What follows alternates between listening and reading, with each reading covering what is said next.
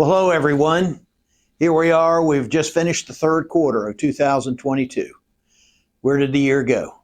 Well, it's been a roller coaster ride. If you've been keeping up with things and listening to the videos, just as a recap to where we started the year and where we are now, 10-year treasuries were at 1.5% at the beginning of 2022, and they hit 3.76 today.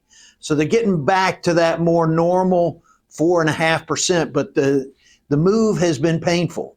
In fact, 2-year treasuries are trading at 4.13, and that's that inverted yield curve that signals a recession.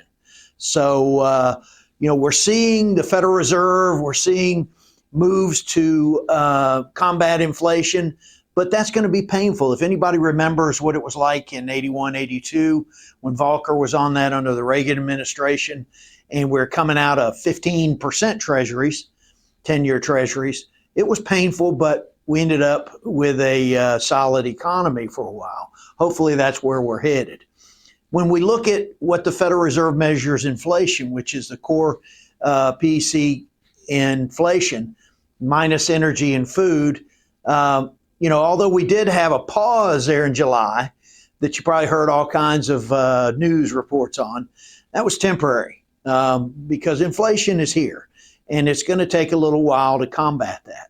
When we look at one of the reasons is the dollar is so strong against the other currencies. So we look at the world and, if you look at the world as like a laundry basket of economies, we're just the cleanest dirty shirt in the hamper is a good way to put it.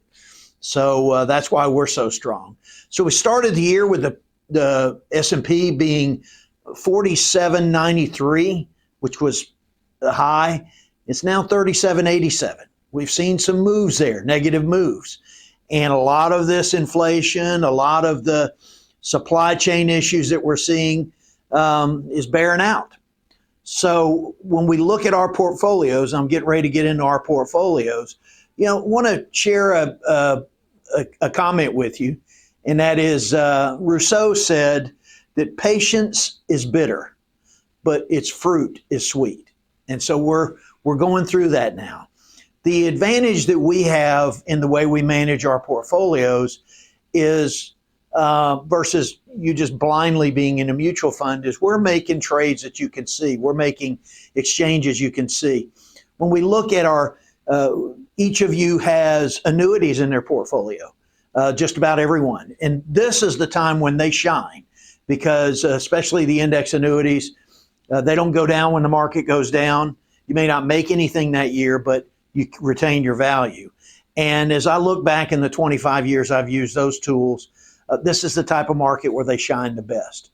When we look at our equity portfolios and our income portfolios, because each one of you has a percentage in equity and percentage in income. Our equity portfolios, you're seeing some trades in there. We're kind of trading up with some discounts in there and looking for things with higher yield because even we're using equities, which are stocks, we're trying to use income. We want the ones that are quality and that pay a good dividend. And that's our focus. We're able to get some discounts now. And so we're looking in toward that direction in our portfolio. From our income portfolio, that's where our preferreds, our bonds, our income generating instruments, we're doing the same in that. So you're seeing some moves in your portfolios. And the reason we're selling some things and buying others is we're trying to upgrade the portfolio in today's market conditions. So in view of the market declines, I'm reaching out, doing reviews with everybody. Hadn't gotten everybody yet. You'll be getting a call in the next few weeks. It has been a crazy time. But got a new income tool that does Roth comparisons. With market being down, maybe a time to take a look at Roth conversions. That's something that we can talk about on an individual basis. We're getting ready to start our RMD season in October, so you'll be contacted from us about making sure we got our RMD set up for your required minimum distributions before the end of the year. One note of consumer caution, I was reading an article today on one of the publications I look at regular.